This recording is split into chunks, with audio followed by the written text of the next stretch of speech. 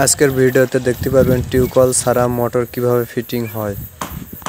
চ্যানেলটি সাবস্ক্রাইব না করা থাকলে এখনই সাবস্ক্রাইব করে নিন। স্যানিটারি ও ইলেকট্রিক সম্পর্কে যাবতীয় ভিডিও এই চ্যানেলে পাবেন।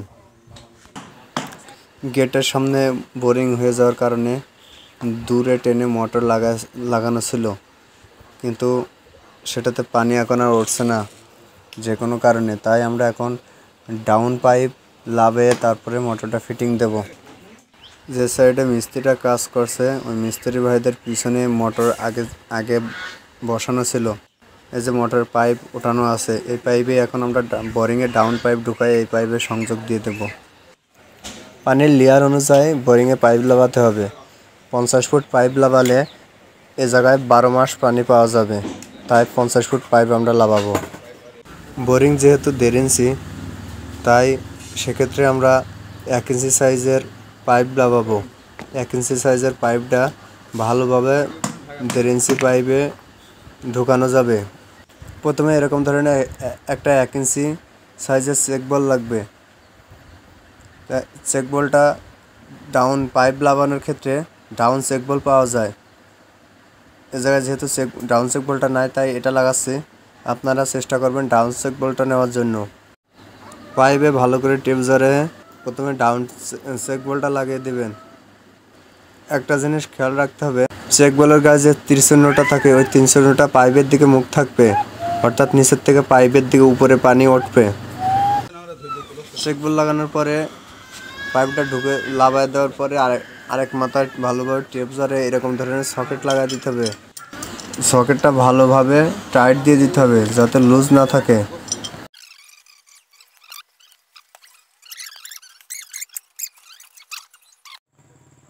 জয়েন্ট সকেট লাগানোর ক্ষেত্রে ভালোভাবে লক্ষ্য করবেন জয়েন্ট সকেটটা যেন ফাটা না থাকে।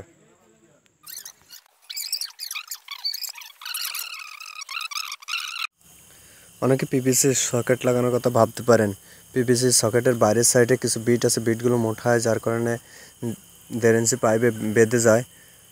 তো অবশ্যই আপনার জিআই সকেটগুলো ব্যবহার করবেন। জিআই সকেটগুলো 2 সাইডে 2টা বিট থাকে, বিটগুলো এরকম ধরনের মেশিং দিয়ে লেবেল করে দেওয়া হয়েছে যাতে বোরিংয়ের পাইপে ইজি ঢুকে যায়। ভিডিও কন্টিনিউ করতে থাকুন।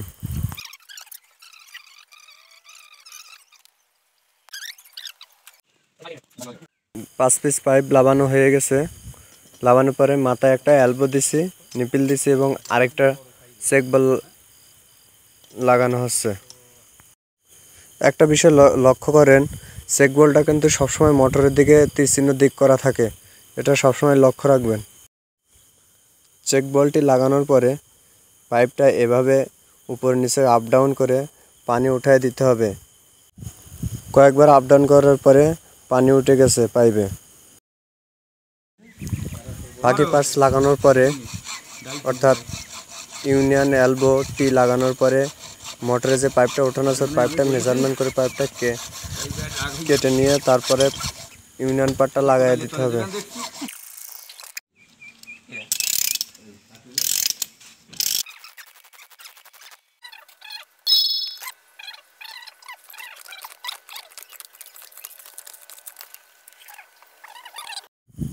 তো ফাইনালি আমাদের কাজ শেষ। এখন মোটর চালু দিয়ে দেখতে হবে পানি ওঠে কীরকম পানি ওঠে। চলুন দেখাই মোটর চালু দিয়ে আপনাদের পানি কীরকম ওঠে। মোটর পাম্পে পানি ছিল না, যার কারণে পাম্পের নাট খুলে পানি দিয়ে মোটর চালু দেওয়া হবে। মোটরের সুইচ অন করার পর দেখা যাক কি হয়।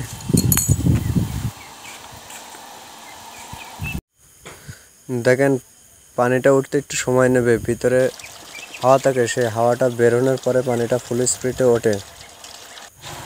তো পানি ফুল উঠে গেছে। আমাদের এই ভিডিওটা ভালো লাগলে একটা লাইক দিবেন, আর চ্যানেলটি সাবস্ক্রাইব না করলে অবশ্যই সাবস্ক্রাইব করে নেবেন।